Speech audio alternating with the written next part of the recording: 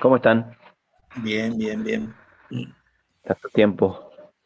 Muy bien. Acá nos está preguntando Leo Poblete, ¿qué día es el aniversario de Camino Negro al fondo? Es por agosto. El 5 de agosto. 5 de agosto. Ah, 5 de bien. agosto de 1990 fue el primer programa en radio satelital, FM satelital.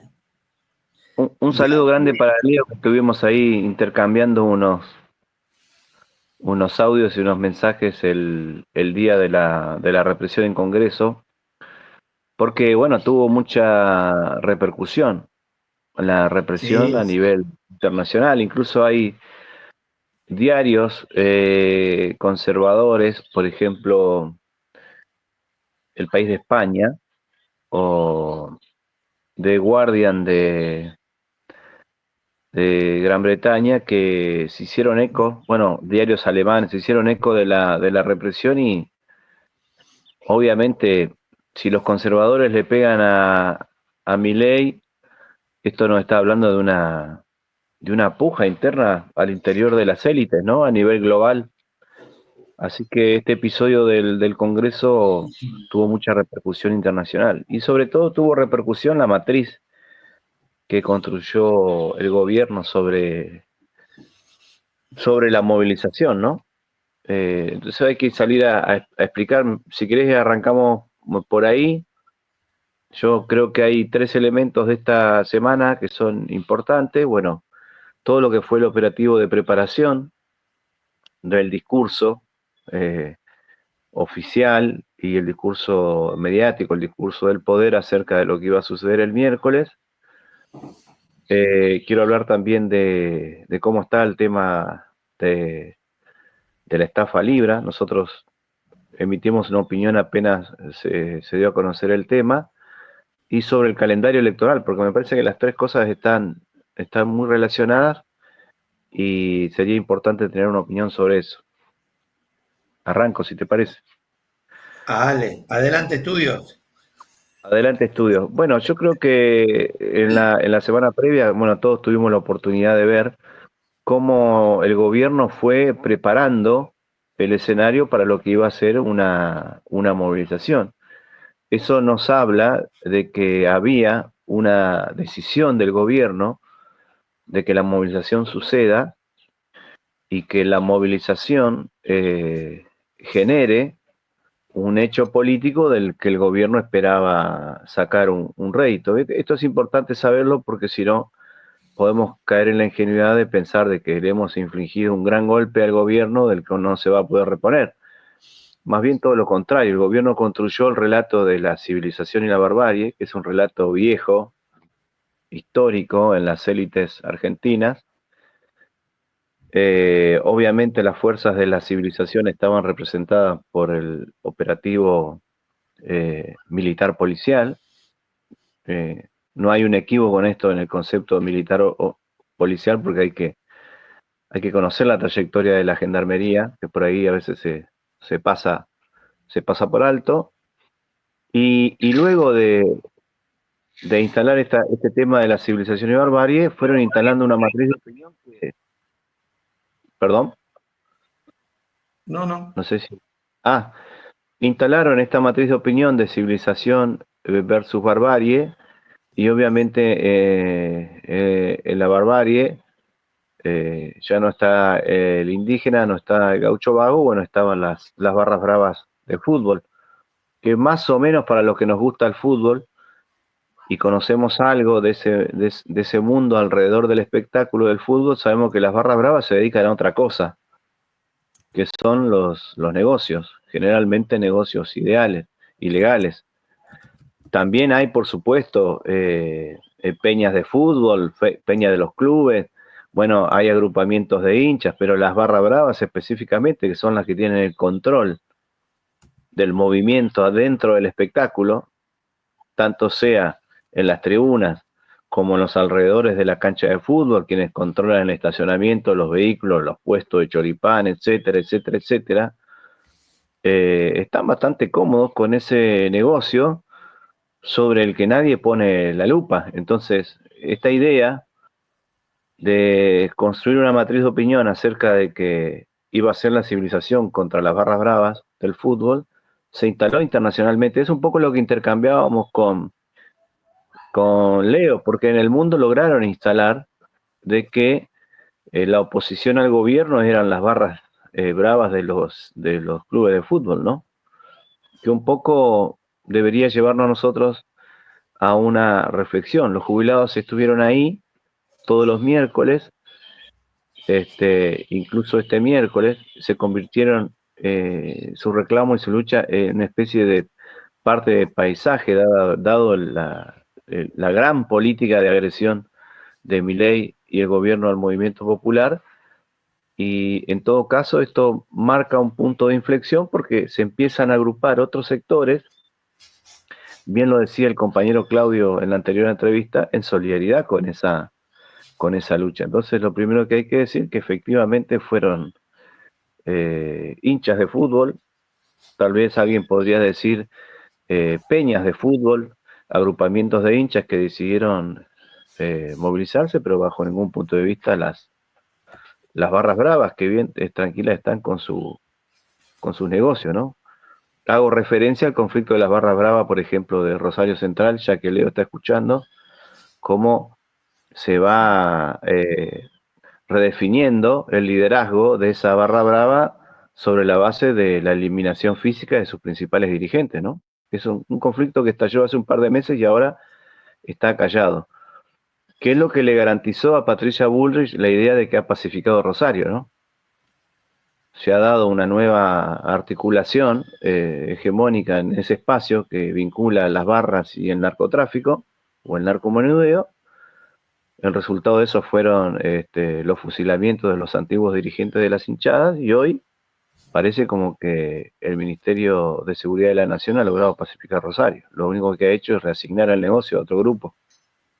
Entonces es importante poder desnudar esta trama que el gobierno intentó instalar y que tuvo cierto éxito. La idea de que se iban a enfrentar con bandas organizadas, bandas violentas organizadas, las barras de fútbol.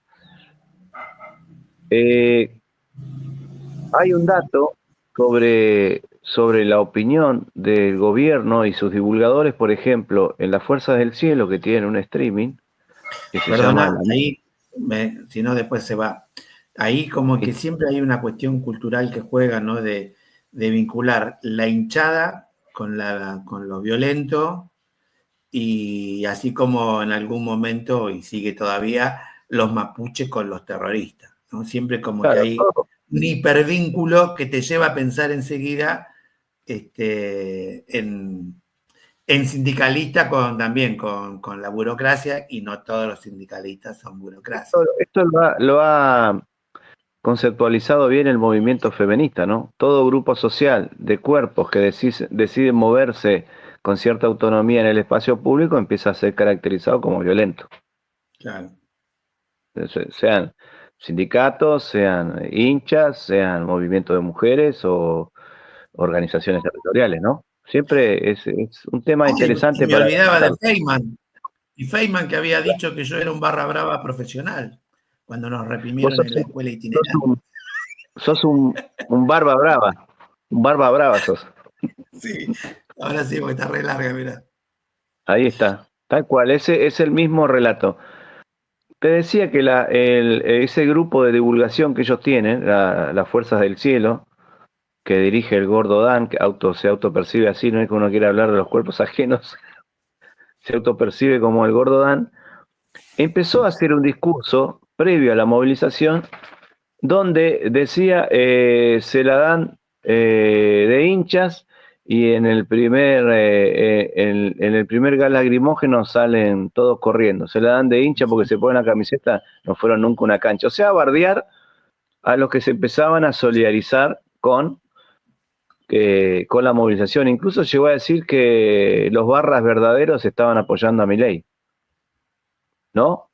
Y poco tiempo después, cuando se empezó a instalar la matriz de opinión, o intentaron instalar esta matriz de que iban a ser las barras, ahí el gordo Dan y la Fuerza del Cielo cambian el discurso y empiezan a atacar dejan de hablar de que los verdaderos barras bravas eran ellos y ahora los barras bravas pasan a ser los enemigos. O sea que fue una construcción mediática muy interesante que si uno ve cómo organizan el operativo, nunca estuvo en la cabeza de Patricia Bullrich dispersar a los manifestantes. Más bien, si uno mira cómo se organizó el operativo multitudinario de fuerzas policiales y militares frente al Congreso, lo que quiso establecer el gobierno es que las instituciones de la República estaban asediadas por grupos violentos, que había que salvar el Palacio, que el Palacio era el Congreso, y todo el operativo se dispuso para empujar a los manifestantes hacia la otra punta de la Plaza del Congreso y replegarse. Así estuvieron los dispositivos de infantería jugando varias horas, o sea, desplazar y replegarse. Nunca estuvo en las primeras horas la idea de dispersar la movilización, que es lo que generalmente nosotros conocemos cuando hay una gran movilización, ¿no? Termina la marcha, minutos después empiezan las motos, etcétera, etcétera, buscando dispersar, porque es ahí cuando empieza la cacería de los pequeños grupos que van a caer presos, porque es así, digamos, el operativo se mueve de esas características.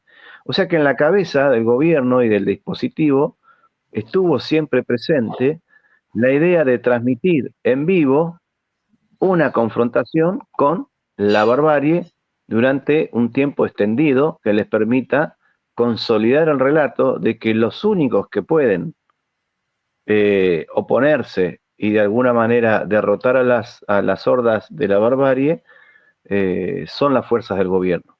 Y con ese mensaje dan un sentido y una fidelización al voto de la derecha en Argentina, porque estamos en un año electoral. No hay que olvidarse que al interior del gran conglomerado de derecha en Argentina hay una disputa hegemónica y que lo que nosotros vamos a ver de cara a las elecciones, si se consolida la matriz más radical de la derecha, que es La Libertad Avanza, y todo lo que va absorbiendo con su acción política, o si las fuerzas de derecha de corte más conservadora en el sentido de mantener los negocios tradicionales de los grupos económicos, va a tener una segunda chance, que sería el espacio que hoy quiere representar Mauricio Macri, quien hoy está pujando para no caerse de la tabla. Entonces, ¿cómo el gobierno inteligentemente logra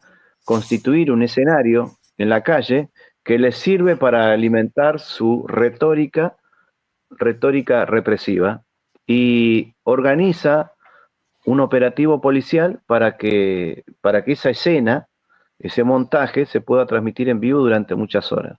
Ahora, es muy interesante la cobertura de los medios porque cuando la represión escala y tenemos el caso del periodista que es prácticamente fusilado. Si uno ve luego la trayectoria del cartucho, del gas que le lanzaron, es una trayectoria recta. O sea, no digo que pensaron vamos a pegarle un cartuchazo en la cabeza, pero a esa distancia claramente decidieron tirar al cuerpo. Encima, se ve muy bien la trayectoria. Bueno, cuando sucede lo de Grillo, el fotoreportero, cuando sucede lo de la jubilada que le revientan la cabeza de un palazo, cuando sucede el descarte en vivo de un arma que fue filmado por C5N, ¿no? La Policía Federal descartando un arma, esperando que alguien la levante para capturar la imagen, de ahí está la barbarie. El patrullero que abandonan también ahí, supuestamente. Cuando sucede lo del patrullero, la retórica fue cambiando porque fue necesario adecuar el discurso a las nuevas circunstancias de los hechos que se estaban produciendo. Y ahí aparece la teoría de los dos demonios, ¿no? Y yo sé que por cuidados gástricos e intestinales, uno se toma un omeprazol y va a ver las informaciones en la televisión, entonces hace un repaso de segundos por La Nación Más y después va a hacer 5N, buscando cierta veracidad y cierta tranquilidad, hay que decir que fue C5N el que instaló con mucha fuerza en sus programas de opinión y de debate, en el horario de prime time, o sea, después de que sucedió la represión, que él instaló con mucha fuerza la teoría de los dos demonios. Incluso la panelista que tienen en Duro de Lomar, que claramente tuvo total libertad para instalar esa teoría de que había dos demonios enfrentándose, y por supuesto este Dugan, que siempre fue un tipo de derecha y de los servicios, que en un momento pasó a ser como una especie de kirchnerista asociado, también en algún momento habló y construyó la idea de los excesos de la policía y de la gendarmería. O sea que fue un gran despliegue para construir una matriz ideológica que tribute a la situación actual del reagrupamiento de las fuerzas de derecha y de ultraderecha de cara a lo que va a ser el año electoral, que es donde se va a terminar de definir esa hegemonía, ¿no? Claro está que Milei va a buscar quedarse con todo, y por otro lado, la represión le permitió también montar una cortina de humo para salvar la imagen de la familia Milei, que está asediada internacionalmente por las noticias de la estafa de la criptomoneda. O sea que, lejos de ser un paso en falso, esta fue una apuesta muy audaz del gobierno por construir un hecho político que le permita recuperar la agenda que había perdido en las últimas semanas. Este es un dato muy importante, ¿no? El gobierno viene perdiendo la agenda en las últimas semanas. ¿Cómo viene el calendario electoral? Vamos a tener elecciones en julio en la provincia de Santa Fe. Ahí se votó boleta única. Es el primer experimento que le va a permitir a la Libertad Avanza ver las condiciones y la performance electoral que va a tener este año, y una serie de decisiones que se están llevando adelante en todo el país, que hablan de un desconcierto profundo en cómo posicionarse frente a este fenómeno de un gobierno de ultraderecha que acumula fuerza, radicalizando cada vez más su posicionamiento.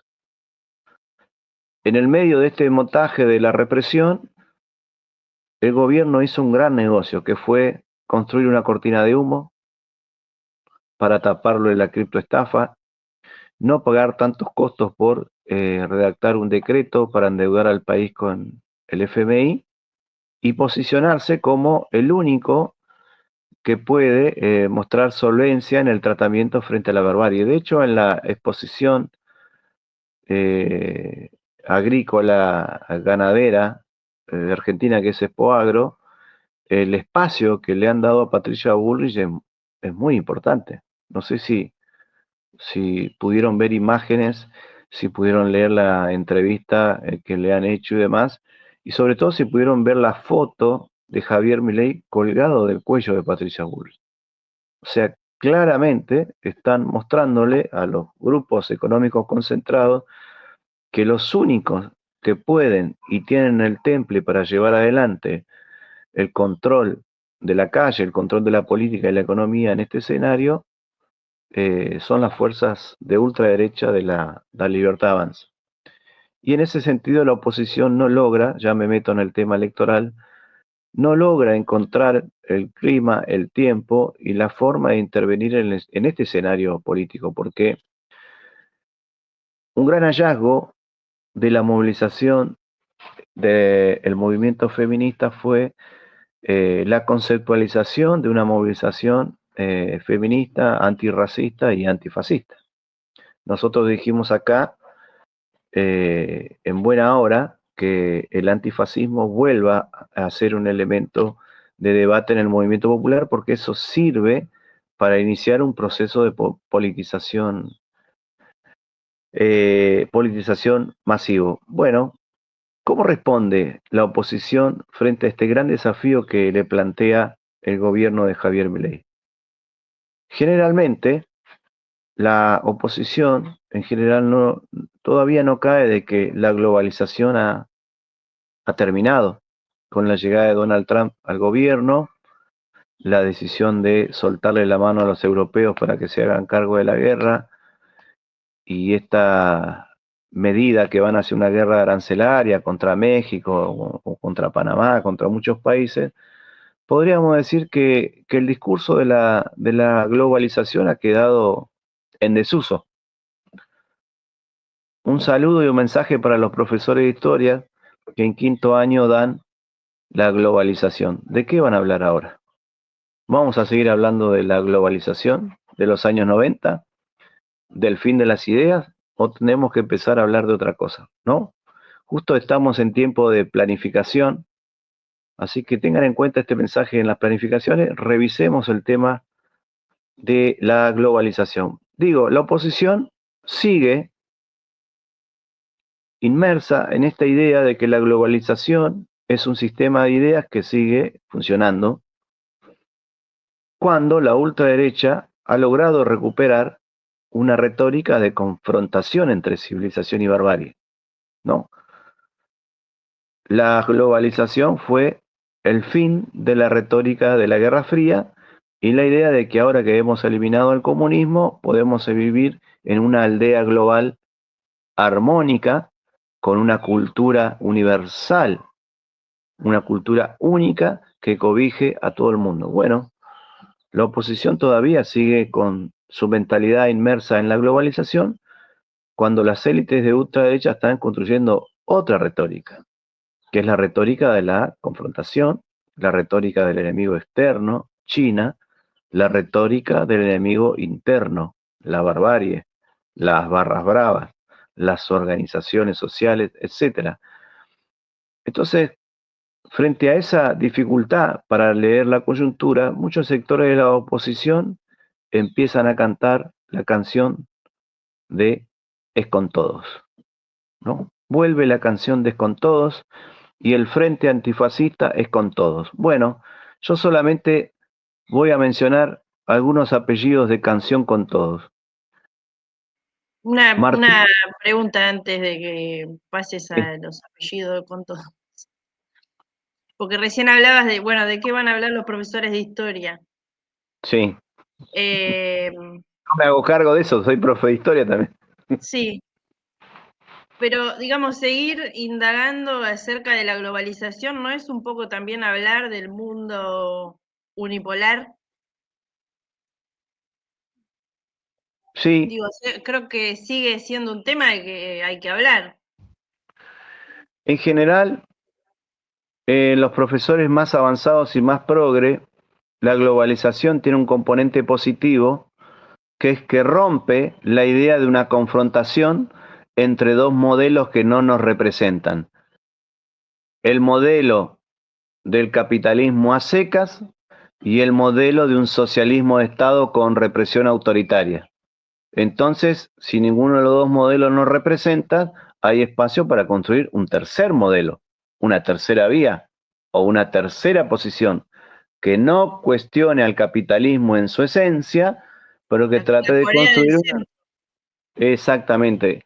Y por ese camino se han perdido muchos profes muy interesantes de historia, que terminan siendo anticomunistas o antibloque socialista, o que tienen una mirada de la desarticulación del campo socialista como un mal necesario para que avance la democracia. ¿Qué tal? Yo lo que estoy planteando es que la globalización representó la culminación de una ofensiva autoritaria a nivel global de las élites mundiales que se constituyen al calor de la identidad occidental, de la cultura occidental. Ahí falta una pata que se instala, que ya el comunismo es cosa del pasado, que ya no existe más, entonces Claro. instala de que China es capitalista. El fin de las ideas y que China pudo sobrevivir porque China hizo un viraje hacia el capitalismo y ya todo eso, ¿no? Esto que acaba de decir Pedro. Entonces, bueno, No, así nos han. y hay un grupo de países que tienden a defender el capitalismo y a profundizarlo, y hay un grupo de países que se los llama emergentes. Claro. Que no tiene nombre, ¿no? Las ideas que promulgan. No, y que los países emergentes eran países capitalistas, pero que como no tenían ímpetu para desarrollarse, vivían en un capitalismo primitivo, de barro y sangre.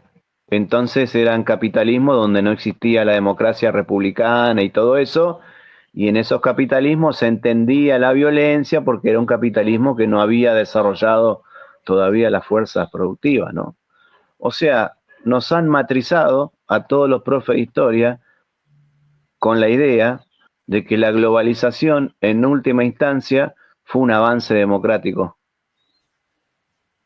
¿no? Porque nos despojó de esa tensión entre el capitalismo y el comunismo. Hay muchos de eso, ¿eh? Hay muchos que andan cerca nuestro que piensan así, ¿eh? Ustedes sabrán. Yo ya, como ahora quiero ser como Roberto Carlos y tener 1 millón de amigos, no puedo dar nombre, pero hay muchos de eso. Hay muchos de eso. Bueno, Pero nos entonces, ibas a decir cuáles son los amigos que vamos a sumar a la unidad con todos. y yo creo que en Canción con Todos, Lustó, ¿no? Martín Lustó parece que hoy es el que más espalda viene sacando, ¿no? Canción con Todo, Lustó, ¿podría encabezar una lista? Claro que sí. Canción con Todos, Santoro, Massa. ¿no?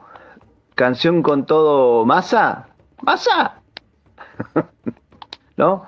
Vuelve Canción con Todos, porque el gran problema de las fuerzas mayoritarias de la oposición es que no logran interpretar algo que está sucediendo, que acá está cambiando una época política.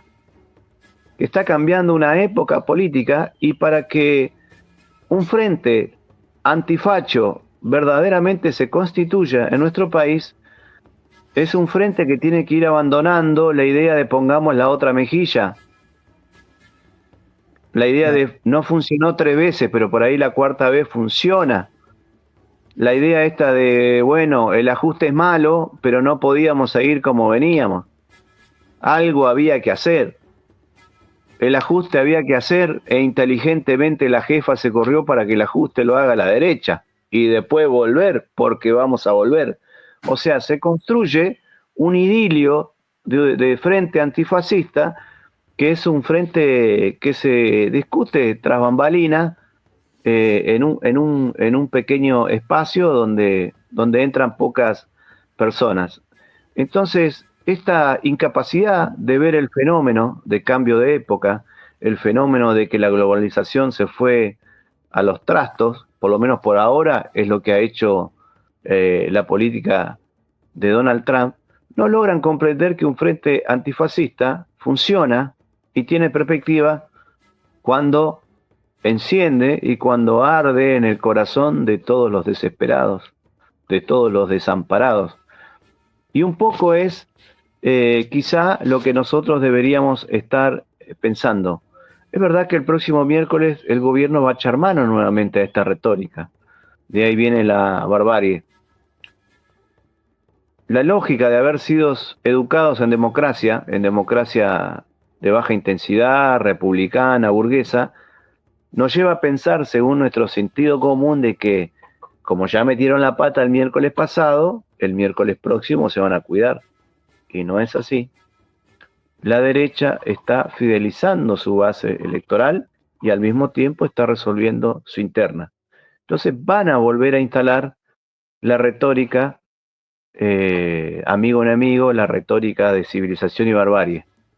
No, que ¿Cómo será? ahí algunos analistas decían de que en realidad como que el gobierno se equivocaba en el sentido de que lo que está haciendo es fortalecer el núcleo duro de un 20% del electorado que aplaude la represión, que aplaude el gas lacrimógeno y el palo a los jubilados, pero como que estaba perdiendo una periferia importante, ¿no? Y no sé, vos decís que igual va a seguir por ese camino. Yo creo que va a seguir por ese camino, por una sencilla razón. Ese núcleo no es el 20%. Ese núcleo es más del 30%. Y frente a un escenario de licuación de los salarios y que se impone en la sociedad una situación de desesperación permanente, la capacidad de tomar aire y pensar bien cada jugada va a ser cada vez más relativa. Entonces, me parece que ellos van a seguir por este camino, porque en el fondo, este tipo de representación política que ellos están construyendo, que no es ni siquiera la democracia de mentira que tuvimos en los años anteriores, necesita un despliegue y una escenificación de la fuerza represiva en la calle. Y en este sentido, lo de la gendarmería es muy sintomático y es importante tenerlo en cuenta. Decía C5N que hubo exceso de gendarmes, ¿no? El mismo discurso que tuvo Patricia Bullrich cuando dijo que fue un exceso lo que había pasado en el sur cuando mataron a Rafael Nahuel, digamos, ¿no? La idea de los excesos. Y hay que recordarle a la audiencia, porque la audiencia se renueva todo el tiempo, que la gendarmería es una fuerza policial militarizada que fue construida y fundada en 1938, ¿no? En el corazón de la década infame, para cuidar los intereses algodoneros y azucareros de los grandes terratenientes de nuestro país y llevar adelante una persecución y un alienamiento selectivo de dirigentes gremiales y sindicales. Siempre ha sido eso la gendarmería.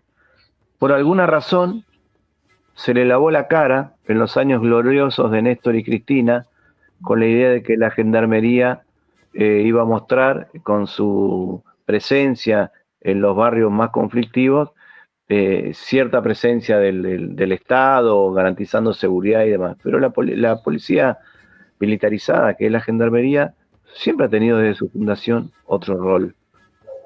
Y el hecho de que hayan sacado a la gendarmería y a la prefectura, nos hablan, porque de esto tenemos que empezar a hablar nosotros, porque los medios nos van contaminando con una lectura superficial, pero esto que está haciendo Patricia Bullrich se llevó adelante en el año 2001 y 2002, que es el operativo conjunto de las fuerzas policiales militarizadas en Argentina, que fue el operativo de la Gendarmería y de la Prefectura.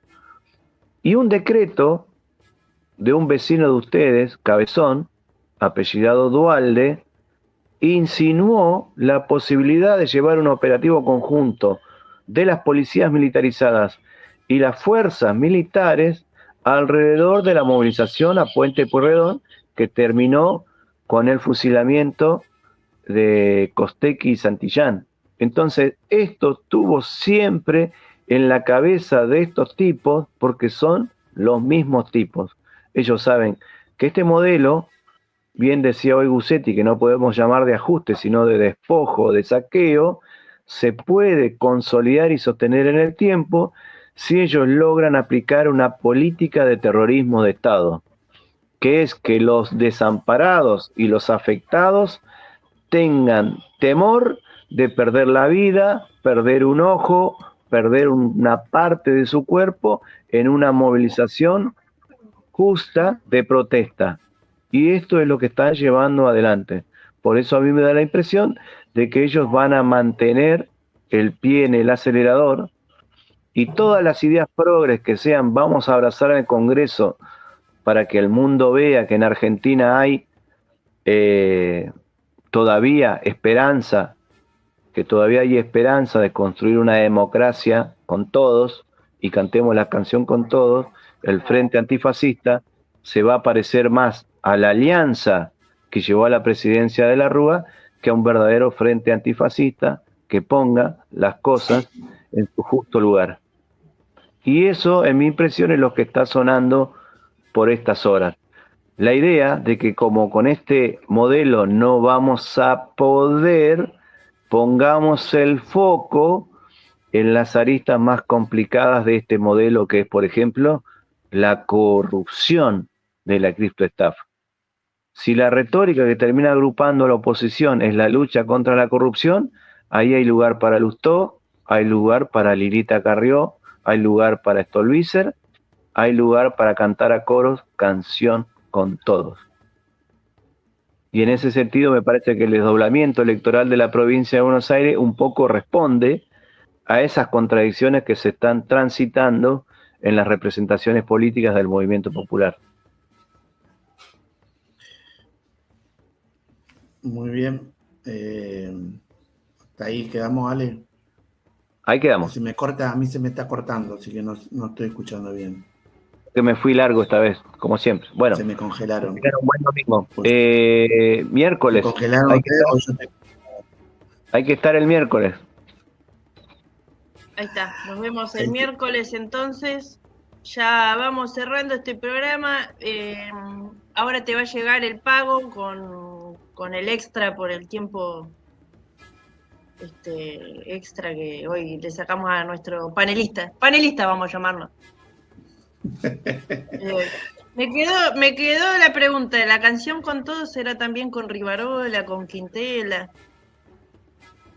No seas mala. ¡Ya mala! Ay, Dios. Dice Pobrete Coduti, en la Argentina de hoy pienso que es apropiado decir en el mundo de hoy cómo se construye ese frente antifascista. Pregunta. ¿Cómo se construye? Coincide acá Omar de Andrés y dice, coincido, unidad antifascista. ¿Con quiénes?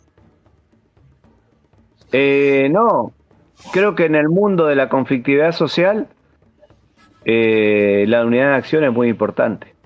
Pero digo, lo que va a ir condicionando cómo se construya la representación de la oposición es el fueguito y la esperanza que vayamos construyendo en el enfrentamiento de estas políticas.